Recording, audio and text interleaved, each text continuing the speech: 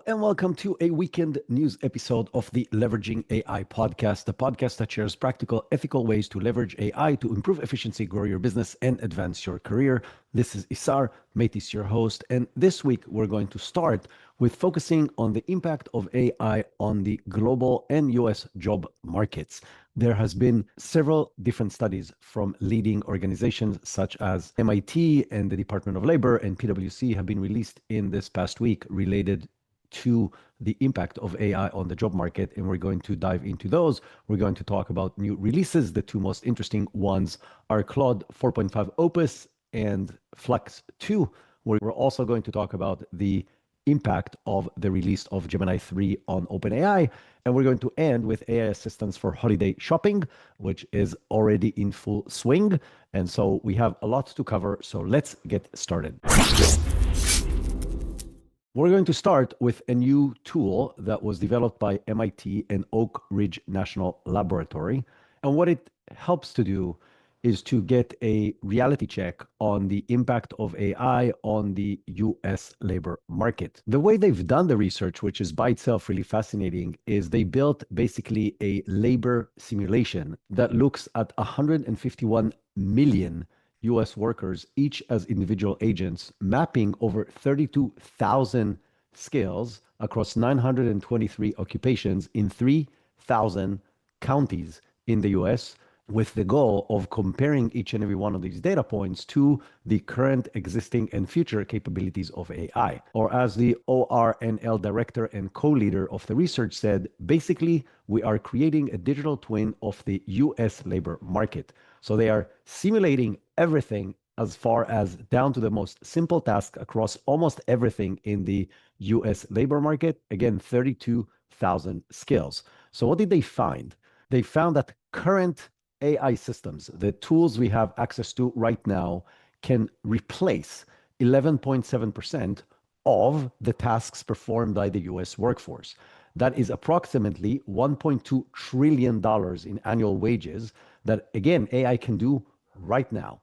In this study, they have coined a phrase called the iceberg index, which is basically highlighting the big difference between what we're seeing clearly right now as far as AI impact versus what's actually happening below the surface. That is the real truth, basically like the tip of the iceberg. Based on their finding, the visible disruption right now of AI, what they call the primary disruption, which is clear in technology, computing, and IT, accounts for just 2.2% of the total wage exposure, but the overwhelming majority of risk is below the waterline, basically like a iceberg, and it is embedded into more or less every white-collar routine function across major sectors like finance, healthcare, professional services, etc., and in roles such as HR, logistics, finance, office admin, etc. Now, they've built this tool for state and government use cases, and there are several states who's already paying attention and starting to take action based on this research. So Tennessee cited the iceberg index in an official AI workforce action plan. Utah and North Carolina are working on similar reports. And so this effort is going to have real impact on at least state level decision-making processes. But the finding, again, is staggering. It is showing that right now, with current tools, without any future additional development in AI, more than 11% of the tasks that are performed across multiple industries and roles in the US economy can be replaced by AI. This is a very, very significant number, which, as I mentioned many times before, if companies learn how to really benefit from that, that means they can either grow by more than 11%, or they will eventually have to let go of 11% of their workforce. Otherwise, they will not be competitive and they will risk the entire business. And so this number, while not being very high, it is very clear of how much risk there is right now developing with the current AI capabilities. Another research that was released earlier this month was released by PwC. It wasn't specifically about AI. It is called PwC's Global Workforce Hopes and Fears Survey 2025. The survey itself was actually conducted earlier this year with nearly 50,000 responders spanning over 28 sectors in 48 major economies. So this is a global survey, not just around the US.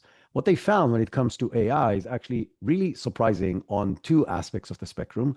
One is how low is the global adoption of AI is so far. So only 14% of global workers use Gen AI daily at work. So the numbers grow dramatically if we look at the weekly numbers, but only 14% use AI every single day, up from 20% in 2024.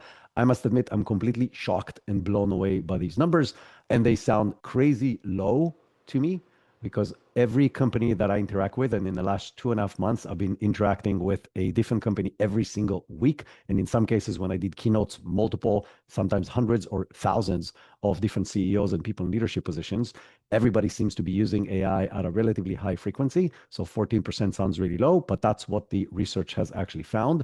But the flip side of that is that those 14% of people that say that they use AI daily report a 92% productivity boost, and 70% of them report excitement about AI's impact on their job. Now, the other interesting parameter is that optimism when it comes to AI currently is higher than the anxiety that comes from the AI impact on future jobs. So 47% of workers that responded to the survey are curious about AI, and 38% think it will have a positive impact on their job.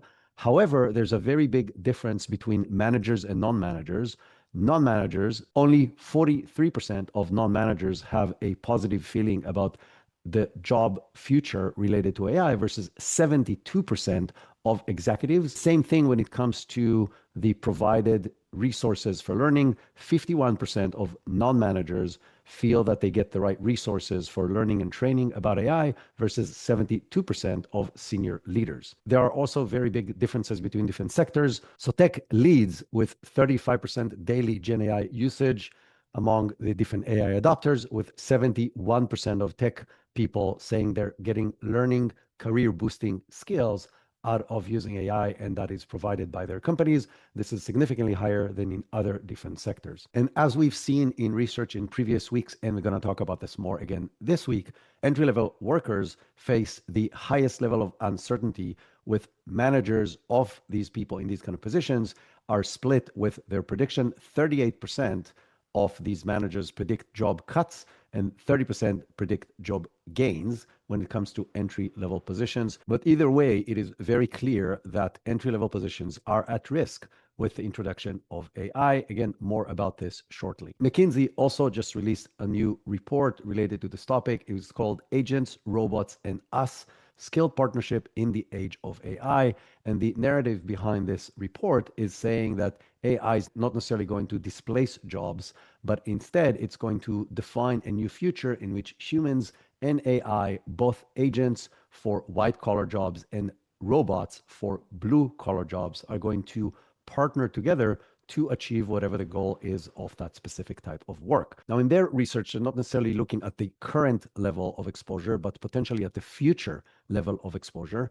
And they are estimating that AI with robots has the opportunity to automate 57% of current US work hours. That's more than half. Now, they're doing that without too much research. They're trying to extrapolate from the current capabilities and trying to figure out what they will be in the future.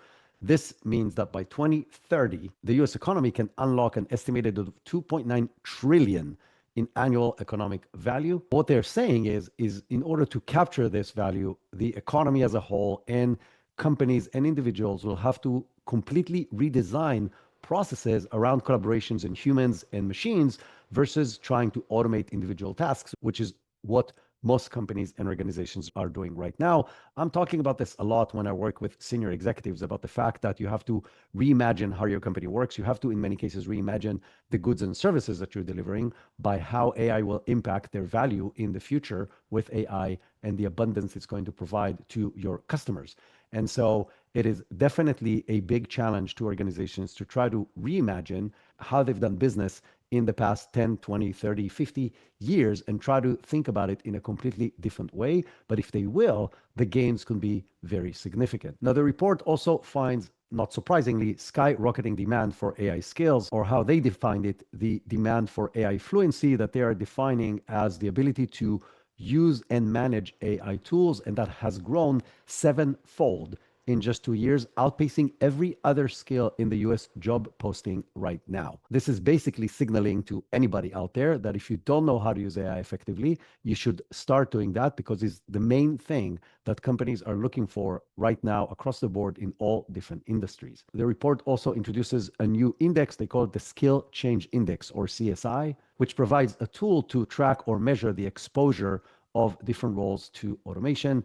Not surprisingly, the highest exposure right now is in digital and information processing skills, while interpersonal skills like coaching and negotiating and caring are at much lower risks. Again, not a big surprise there. Now, as I mentioned, the report distinguishes between agents, which are machines that automating non-physical work, and robots, which are machines that are automating physical work. And they're stating that right now, 2/3 of all US work hours are non-physical work, meaning AI agents are the primary immediate driver. And to be fair, they are way more ready for this kind of work. So their humanoid robots are developing, and they're developing fast, but they're currently too expensive and not available in large enough scales to take over the physical work. They're saying that right now the average cost of these robots are $150,000 to $500,000 per robot, where in order to be more dramatic in their impact on the economy, there needs to be between $20,000 and $50,000, but that's definitely within reach. Now, I must admit that I don't agree with their conclusion that the future will be collaboration versus replacement of jobs. And I say that because of several different reasons. Reason number one is that there is limited demand, right? So let's say that you can do things way more efficiently by working collaboratively with AI, and you can grow your business. Well, not all businesses can grow by 20, 30, 50, 100%, because the demand is limited. And once you reach that demand level, then it doesn't matter how much more efficient you can become, you will not be able to sell any more. And so at that point, you go into competition with other people in your industry that are also becoming better and better because they're using AI, which means some people will be let go because of the gained efficiencies of this collaboration between AI and humans. Now, if we're analyzing the example that this study gives, it is claiming that the replacement theory doesn't work. They cite that between 2017 and 2024, the employment of radiologists grew by 3% annually, despite rapid AI advancements in image analysis. And they're using this as a proof to the fact that AI is just augmenting roles rather than replacing it.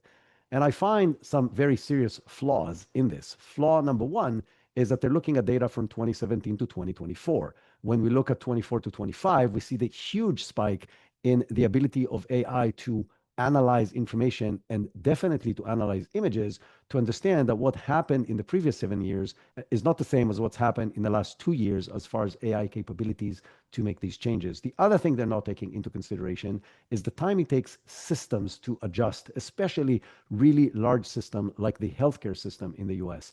And yes, it takes time for these systems to adjust, but they will adjust eventually. And so while I agree that the future depends on humans' ability to collaborate, whether physical machines or thinking machines, I do not think that will not have impact on job displacement. I think it will have a very significant job displacement impact because of what I said earlier. But I do agree that the current approach of most companies, at least in the initial stages, of trying to automate specific tasks versus looking at the bigger picture is missing the bigger point. Or as the authors state, and I quote, "Integrating AI will not be a simple technology rollout by reimagining of work itself, redesigning processes, roles, skills, culture, and metrics so people, agents, and robots create more value together." Another survey from a company called Bearing Point has surveyed over 1,000 global executives, have found that 50% of C-suite leaders report that their organizations currently have 10 to 20% of workforce over capacity, which is directly attributed to early stage automation and the failure to redesign roles and processes effectively around these new changes. Now, to make this more extreme, the findings show that nearly half, 45% of the people that were surveyed, are expecting staggering 30 to 50% excess capacity in the next few years. So I assume you're asking yourself, why aren't these people let go? If an organization has a 10 to 20% overcapacity, why are they keeping the people? And it connects back exactly to the point from the previous article. Most of these organizations are trying to figure out the new way to do business instead of letting go of good people that have experience, that knows the industry, that knows the organization, and so on. They're trying to figure out what is the new way of running a business with these new capabilities initially without letting people go, which is a good news, at least in the short run. Or, like one of the partners at Bearing Point that was a part of this research has said, and I'm quoting, rather than layering AI onto outdated functions, they are beginning to deconstruct traditional role definitions and rebuild them around human agent collaboration. Now, the report also mentioned another interesting balancing act that these companies have to do. On one hand, they're quote unquote stuck with overcapacity on some aspects of the company. And on the other hand, all of these companies are suffering from big shortage in AI talent and AI critical domains. And so on one hand, they want to hire more people to help them figure out AI. On the other hand, they have too many people on some aspects, not exactly knowing how to rebalance them. And this learning period, if you want, represents serious challenges for senior leaders across different companies and different industries around the world. Now, I can tell you that in the past 2.5 months, almost every single week, I've either done a keynote at some kind of a professional conference, or I've done specific workshops to different companies around the world. And in all of them, this is very clear that senior leaders are not exactly certain how is the future going to evolve, and hence how they need to plan for that across multiple different aspects of the organization, from the operational side and definitely on customer service, call centers, data analysis, and stuff like that, which are very clearly more prone to AI automation. And I think this uncertainty will be a part of the internal communication and strategy in senior leadership across multiple industries around the world for the next few years, until the dust settles, if it will settle, and we'll have a clear view of how the future of work is going to be done, how this partnership is going to look like, how would that impact supply and demand, how would that impact competition between different companies. But if there's something that is very clear, is that companies that figure this out first are going to have huge benefits and incredible competitive advantages, and individuals who can develop these skills are at a very high demand right now, more or less in every industry around the world, which, by the way, might be the biggest recommendation for people getting out of colleges and looking for their first jobs, as more and more reports are showing that finding entry-level jobs is getting harder and harder. A new CNBC report reveals that the traditional path of how we learn on the job, basically you get hired for an entry-level job, this is how you learn the industry, the company, the roles, and you progress from there, is disappearing, or at least shrinking very fast. The data comes from a research done by venture capital firm Signal Fire, and what they found is that the share of entry-level hires at top tech companies has crashed by 50% since 2019. If you look at more recent data, the recent graduates account for just 7% of new hires in 2024, compared to 11% in 2022. So in just 2 years, the percentage of new hires in company has shrunk by 33%, again, from 11 to 7% of the global hire. Another data point comes from research company Revelio Labs, which found that job posting for entry-level positions in the US has fallen by approximately 35% since January of 2023. So finding a job straight out of college is becoming harder, but it also raises a very big concern to the future of these companies and how will people grow within these businesses.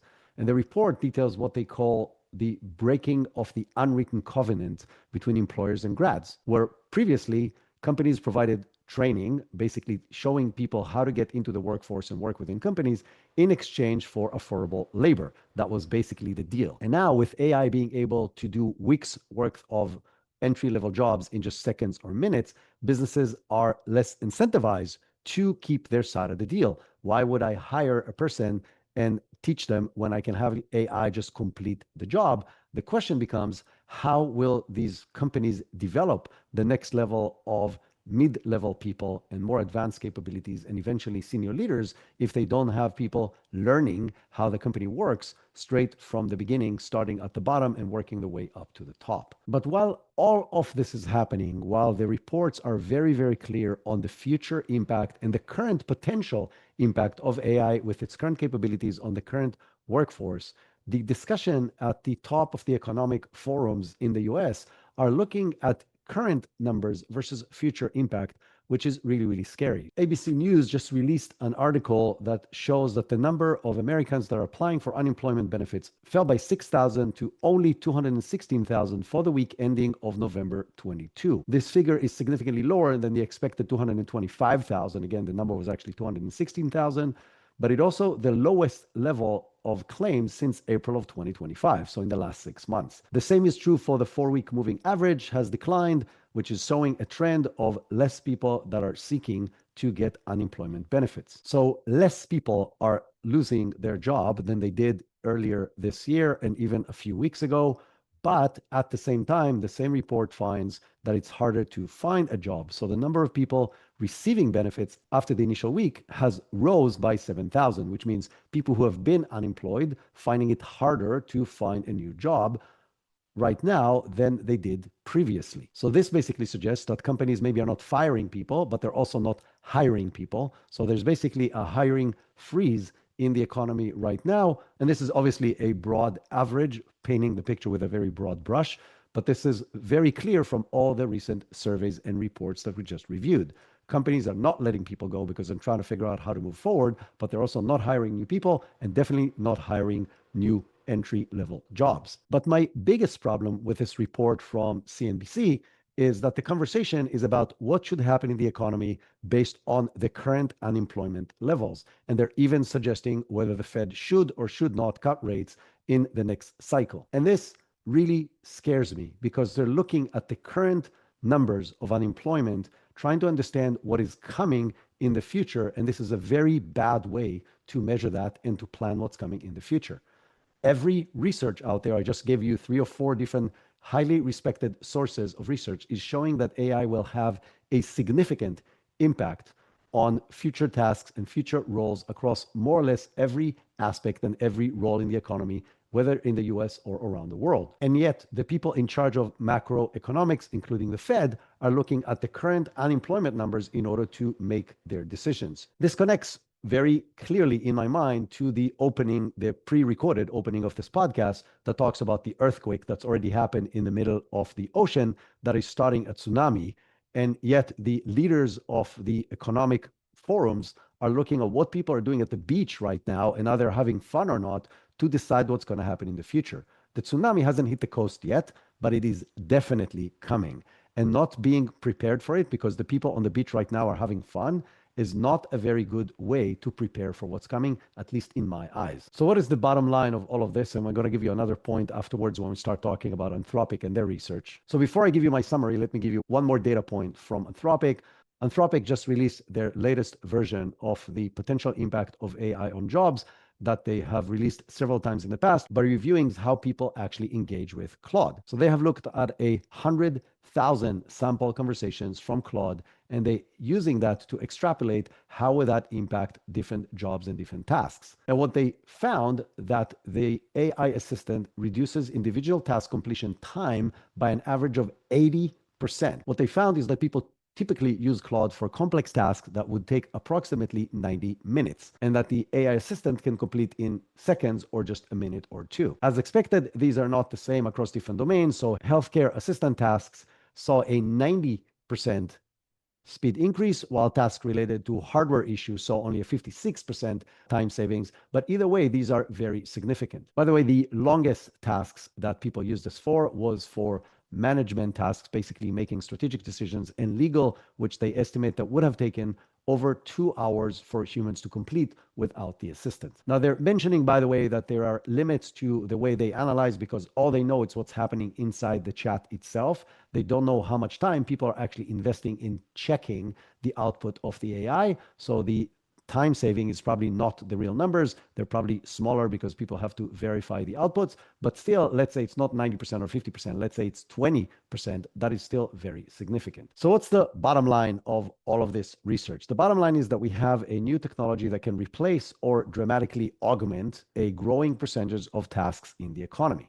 It will require companies and individuals to completely reimagine how work is currently being done. So instead of trying to automate simple steps of what we're doing right now, is think about what is it that we're trying to do from a jobs to be done perspective, and how can AI assist, replace, augment most of the aspects of that process and then rebuild it from the ground up around this new capability. Now, this need to reimagine how work is done today is more or less the only thing that is slowing down the AI revolution that is happening, because big organizations cannot change fast. It is very hard for large systems to change, and hence this will take a while, and it is slowing down the capabilities of the technology and the real impact that we're seeing on the actual world and workforce. But it is coming, and it is inevitable, because eventually everybody will figure this out. Now, if you want the biggest proof for that, is all you have to do is take the parameter that I shared with you a few weeks ago.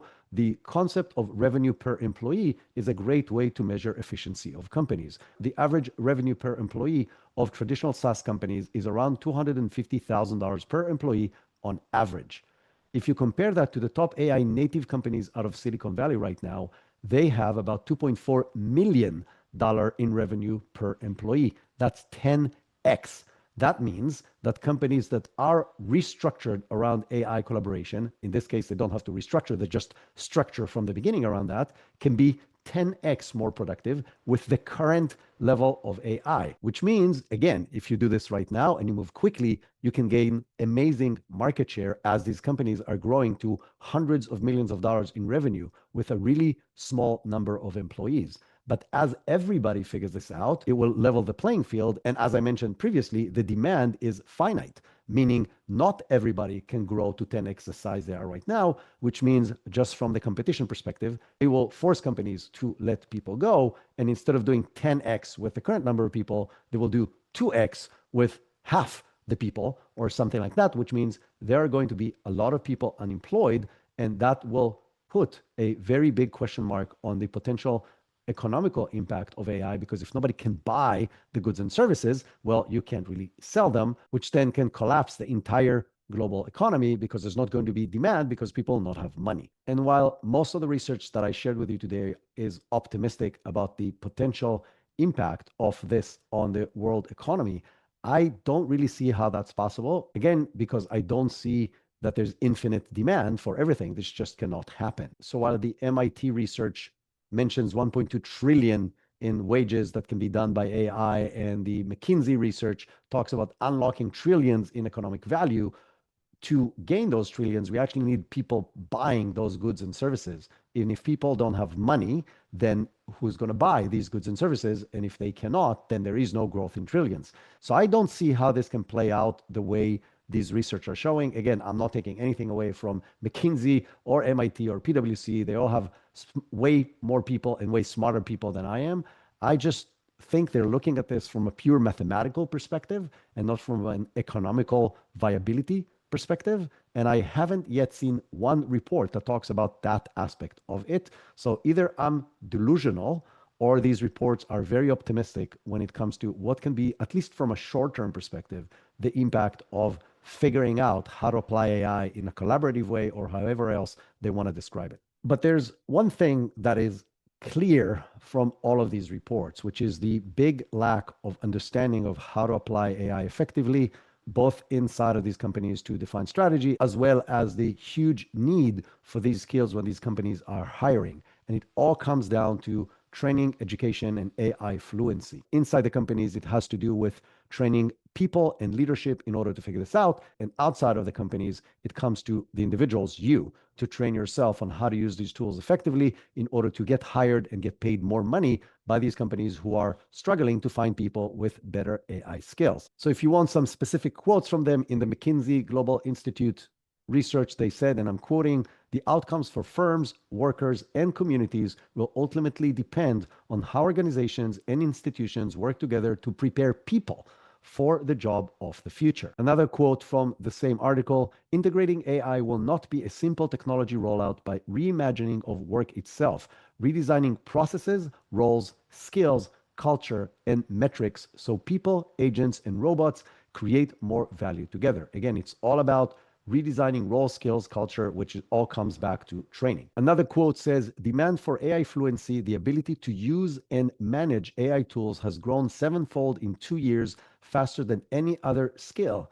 in US job posting. In the Bearing Point study, the quote is workforce planning, talent development, and organizational design will need to be rethought from the ground. You get the point. It's all focused about understanding AI deeper, finding talent that currently knows AI in order to reimagine the work, in order to gain the benefits from AI.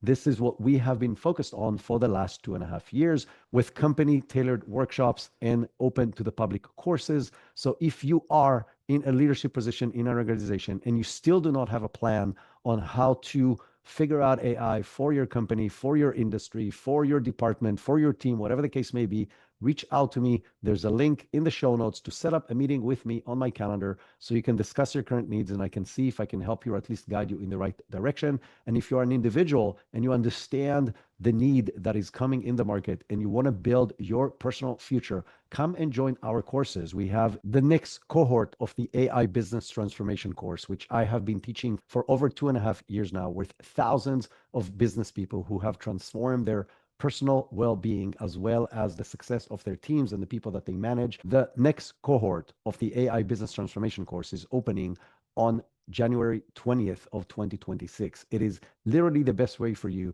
to take the first steps and accelerate your understanding of AI across multiple aspects of AI related specifically to aspects of business. So this is not a theoretical course. We're not going to talk about concepts of AI, but all of it is around practical use cases across multiple aspects of the business. And if you are looking for ways to improve your career success, this is an amazing way to do that. And there is no better time than the beginning of 2026 to make that next step. So if you want to see more details and join us in January, there's a link for that in the show notes as well. But since we mentioned Anthropic and the research, let's continue with Anthropic. Anthropic just released Claude Opus 4.5. Those of you who need some background, all the models that Claude released have 3 different variations with Haiku, Sonnet, and Opus. A few weeks ago, Anthropic released Sonnet 4.5, but they did not release Opus 4.5. Sonnet 4.5 took over the entire leaderboard, more or less for every single aspect of AI usage. But since then, several models came out, including Gemini 3 and Grok 4.1. Both of them took leading positions over Claude. And so now 4.5 Opus, which is the largest model, is trying to reclaim the throne. And to be fair, not completely successfully yet. That being said, it is definitely a better model than Sonnet 4.5.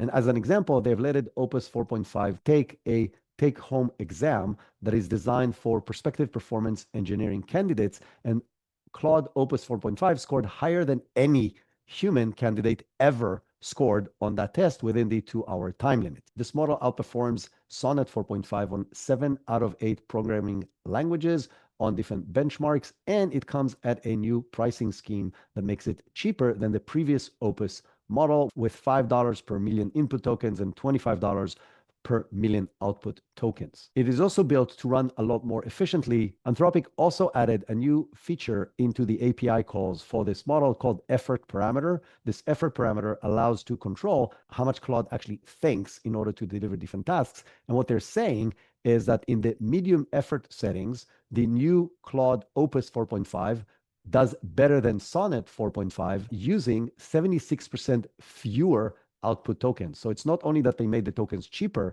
they can achieve the same results while using significantly less tokens, which overall would make the effort significantly cheaper than previously possible. Now, while coding is a big deal because it drives a huge percentage of the revenue for Claude, this model is also supposed to be better than the previous model in vision, reasoning, mathematical skills, and overall outperform the Sonnet 4.5 across multiple benchmarks.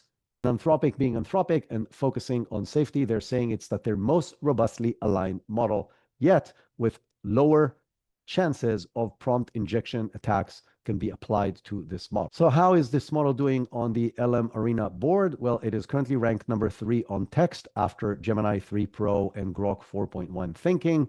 It is ranked number 1 for web development. And if you look at the overall table, it is ranked 3rd after Gemini 3 Pro and Grok 4.1 thinking, where it is sharing the first position across several different aspects and ranked lower on several other aspects. Overall, still reigning supreme with number 1 across the board on everything is Gemini 3 Pro. Another very interesting thing that Anthropic has released today is that they have developed a new methodology that allows AI to run effectively across multiple chats. Now, what is this coming to solve? The core challenge is obviously the context window. So those of you who don't know and have not been listening to this podcast for a while, every chat that you run has a limited memory that can be used in a single chat. It is called the context window.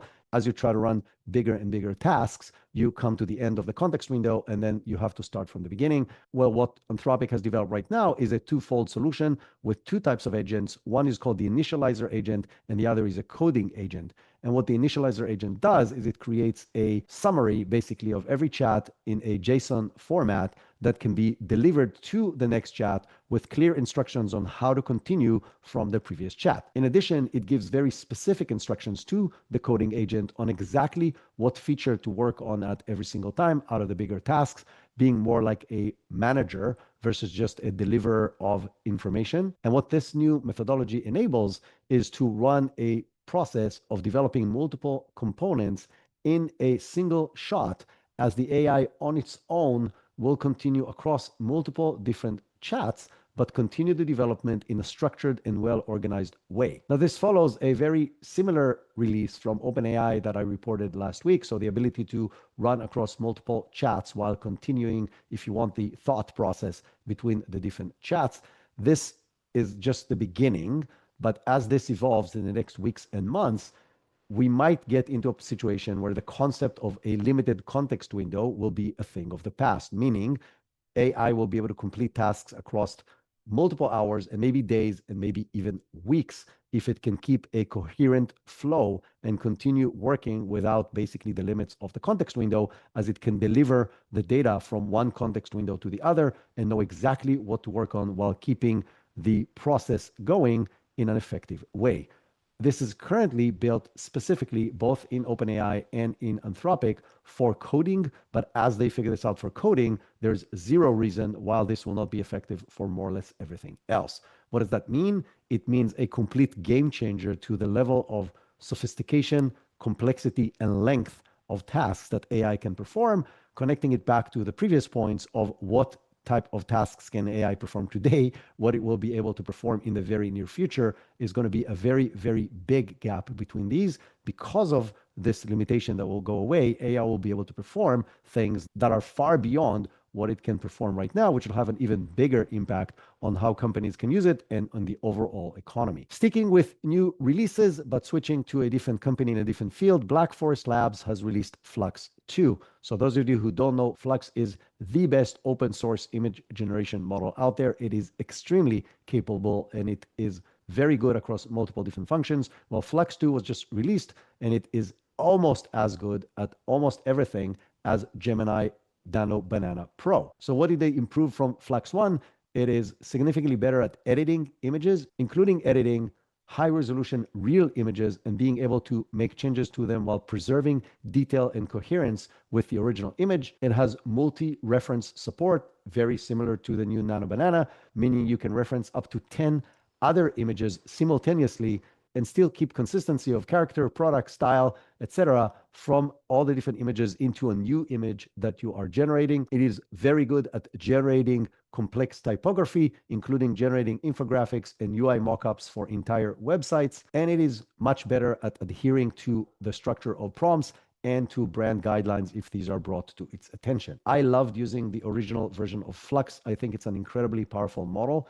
And it has the ability to train the model for your needs. It's called building a LoRa, which allows you to train the model on a specific style or a specific product or a specific person, which enhances the capabilities even further, which is a functionality that, as far as I know, doesn't exist in Gemini right now. Now, in testing that I've seen different people do online, right now, there's still an edge for the recent Nano Banana Pro over Flux when it comes to the fine details of the outcome, especially when it comes to multiple aspects of text, like creating an entire dashboard or a infographics. However, it is doing it significantly faster and way cheaper. So from a cost to quality ratio, Flux is in a much better position than Nano Banana. And in many use cases, it will be good enough. It will be able to deliver the work faster and at a much cheaper rate, which for many of us is the better trade-off versus the slightly higher capability. And it's just going to depend on your particular use case. So the good news is within 2 weeks, we got extremely capable image generation and image editing models. One is open source, one from Google, and they are both at the level that enable actual real company work and can dramatically accelerate the professional aspect of image generation. Most people who use Flux use it through third-party tools and through their API. This is how I use it. However, if you want to just test it out, you get 50 free renderings per day on the Black Forest Lab Playground website, which everybody has access to. Staying on the topic of new releases, Harvard Medical School researchers just developed and released an AI model called PopEVE, or something like that, which stands for Population Calibrated Evolutionary Variant Effect. This is a complete mouthful, but what it does is nothing short of magic. It is designed to replace or address the extremely time-consuming effort of diagnosing rare signal variant genetic diseases. When they tested the model, they gave it access to over 30,000 patients with undiagnosed severe developmental disorders. The model on its own was able to diagnose 1/3 of the cases, again, that was not diagnosed by people before. Even more impressive is the model was able to identify 123 genes that are linked to developmental disorders that has not been previously known to cause such a disease. Now, since the paper was published, 25 of these genes out of the 123 found was verified and independently confirmed by other research labs. And these are the things that excite me the most about AI, is its ability to really address real problems that are currently unaddressable by the technologies we had so far. Being able to help people with really serious diseases by being able to diagnose exactly what's the problem with them at a scale and speed that is unmatched can really help us solve really big problems in the world, whether it's genetic illnesses or global warming or access to clean water, clean energy, etc. The biggest problems that the world has today, and AI should be able to and hopefully will help us solve. Before we switch to some interesting insights from Sam Altman and OpenAI related to the release of Gemini 3, and before we talk about shopping, I want to share with you some insights from the interesting interview of Ilya Sutskever, who was one of the co-founders of OpenAI and now is the co-founder of SSI, which stands for Safe Superintelligence. He was interviewed by Dwarkesh on the Dwarkesh podcast about the current state of AI and the work that they're doing at SSI. This interview is way more technical than it probably should have been, which some of these interviews are. So I don't necessarily recommend you listening to the entire thing because there's a lot of segments that are highly technical. But that being said, they touched on a few very interesting points.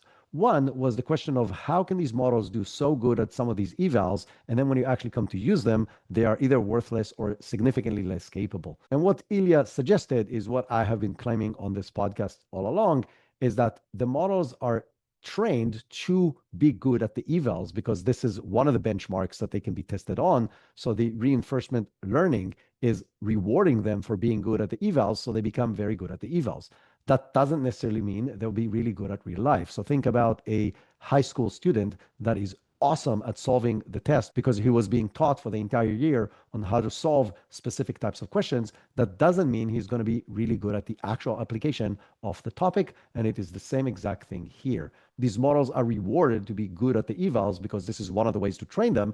And so they become very good at that, but not necessarily at the more generalized, less rigid and structured version, which is real life of solving problems in a specific category. So this makes perfect sense to me, and this is what I assumed all along, and this just verifies what I thought about this topic. The other interesting aspect in the interview talked about the transition from the age of scaling to the age of research. What Ilya is saying is that in the early days of AI research, or not very early days, but let's say 5 to 10 years ago, the main focus was about research because nobody had enough compute and you had to invest a lot in research in order to come up with solutions.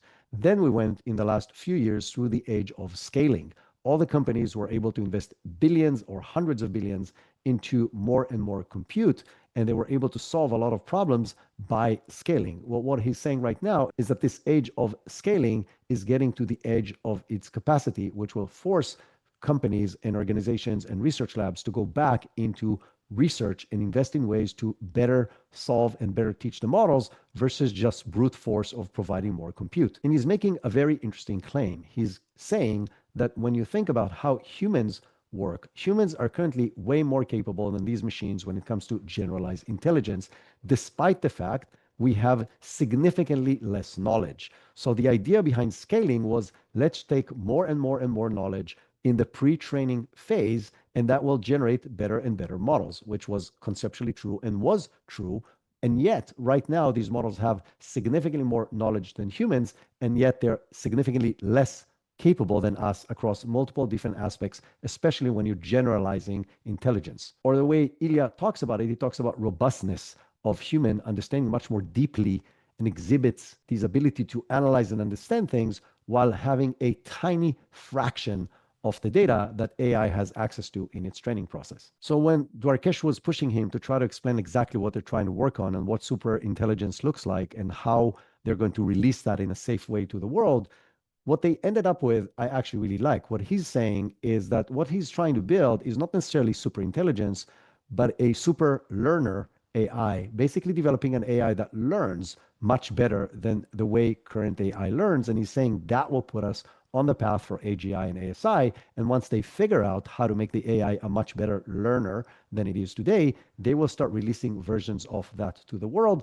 that will allow people to figure out how to use this in a safe way. I personally find this very interesting. Again, we are in an era where everything was focused around let's get more and more and more compute. And because it was obvious as we get more compute and a much larger data set, these models become smarter. But it is obvious that this is not the final way to move forward. And I find this exciting because it means that we will need potentially less resources, which will be less demanding on our planet in order to achieve better results with AI. And just the fact that he was able to raise billions to focus purely on research says that there's other people who believe that might be the right path forward instead of just billions investing hundreds of billions in compute. So overall, I think this is an interesting path, and I really hope this will yield successful results. Now, as I promised, the impact of the Gemini 3 release on OpenAI. In a candid internal memo that was obtained by the information, Sam Altman has alerted the employees of OpenAI to brace for a period of turbulence, or as he said, and I'm quoting, temporary economic headwinds because of the success of Gemini 3. Altman was very open about the success of Google and how well they built the model, with the memo stating, and I'm quoting, Google has been doing excellent work recently in every aspect. And it's specifically relating to their advancement in pre-training of models, which connects back to our previous point. They have found more effective ways to do pre-training, which saves them time and money and yields better results. This drove OpenAI to define a new project, which I'm not sure I'm pronouncing correctly. It's called Shallot Pete or something like that. And that new model or that new project is supposed to address the deficiencies they have in pre-training right now compared to Google, with the goal to reclaim their superiority in the AI domain. Now, the report highlights something that I've been talking about on this podcast for a very long time, that it is not a fair fight. Google has a full vertical and horizontal integration in their approach to AI. They have a full stack of everything. They control their own chips, so they're running on TPUs, which they are developing specifically optimized for what they're trying to do. They have their own data centers. They have their own distribution platforms across the board, from Android to Chrome to Google Workspace, etc. And OpenAI relies on a lot of other companies to provide most of these capabilities. In addition, from a financial perspective, there is a huge, huge difference with OpenAI making $13 to $20 billion this year. There's different rumors with different numbers, but this is the ballpark, 13 to 20 billion, while losing a huge amount of money, burning through a lot of investor cash. While on the other hand, Google generated $70 billion of free cash flow over this past year. So Google has everything they need in order to keep on pushing in that direction without raising crazy amounts of money. And OpenAI will have to rely on other companies to deliver many of these capabilities, whether building the data centers or creating and delivering GPUs in their perspective, and obviously providing funding for all of this to work, where Google has all of that ready to go, including the ability to distribute that across multiple tools and gain the knowledge from people using it across all these different tools. So do I think OpenAI can beat Google in this race? I doubt it. But can they stay a significant competitor to Google? 100% they can, and I'm sure they will stay in there as long as they can manage their cash flows compared to the amount of money they can raise in an effective way. And since we are getting into the most wonderful time of the year, at least from a retail shopping perspective, I want to share with you that two different companies, OpenAI and Perplexity, have released shopping research assistants to their tools. So right now, inside of ChatGPT, inside of the selection of what you want to select, such as deep research, you can now select shopping research. I've actually used it to shop for a TV in this Black Friday week, and I found it to be very, very helpful. It is really good at understanding what your needs are and then curating results based on very complex ideas, concepts, and queries that you want to look for. So you don't necessarily have to look for a specific kind of a TV, but just to find what your needs are, what your budget is, and it will go and help you find the specific thing you are shopping for. It can even help you with ideas. So let's say you're looking for something cute for a 5-year-old girl. It can give you ideas of what you can shop for, and then it can shop, and then it can help you find the information and compare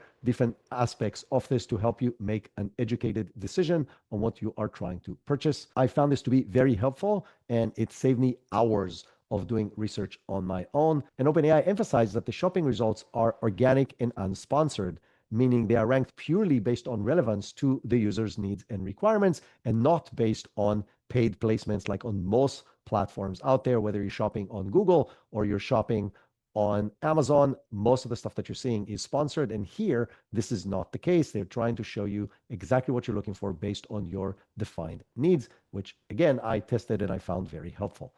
A very similar thing was released by Perplexity. So if you are a heavy Perplexity user, or if not an OpenAI user, you can go to the free Perplexity right now and use it to help you in your holiday shopping. Very similar concepts. In both cases, you can check out on the platform if it is connected to a checkout process that they already have integrated with. And this gives us a great glimpse of the future that we're walking or running or sprinting into, where AI agents are going to help us with more or less everything that we're doing and how we engage with the world, and definitely with the digital world. In this particular case, just in shopping, but I think this will evolve over time to more and more aspects of our engagement with our job and our personal lives and how we engage with the world through digital interfaces. As I mentioned, my very first personal experience was very positive. There are many other aspects of this news this week that we're not going to dive into. Some really fascinating battles that are going on behind the scenes, from a chip wars between Google and Nvidia, new company and investment by Jeff Bezos, and many other good things that there's just not time to cover all of it. And if you want to see all of it, you can sign up for our newsletter. It has all the stuff that we didn't cover today or that we don't cover every single week. We usually include about 30 topics that we cover, maybe a little less, but there's usually about 50 that we curate every single week. And if you want to know the rest of them, you can just sign up for our newsletter. It also includes all the events that we're running, the training that we're providing, the workshops, the free stuff. Everything you want is all in that newsletter. So go sign up for that. And while you're looking for the links for that, you can also look at the links for the workshops and for the courses that are upcoming, which will allow you to prepare yourself and or your company for 2026 and beyond. If you are enjoying this podcast, please hit the subscribe button on your podcast player so you don't miss any episode that we release. And while you're at it and you have your podcast player open, please rate this podcast on Apple Podcast or Spotify. This helps us reach more people. And I actually read all of these reviews and get the feedback and try to give you more of the content that you are looking for. So if you have specific things you're looking for, please include that in your review. That is it for today. Have an amazing rest of your weekend, and we'll be back with another how-to episode on Tuesday.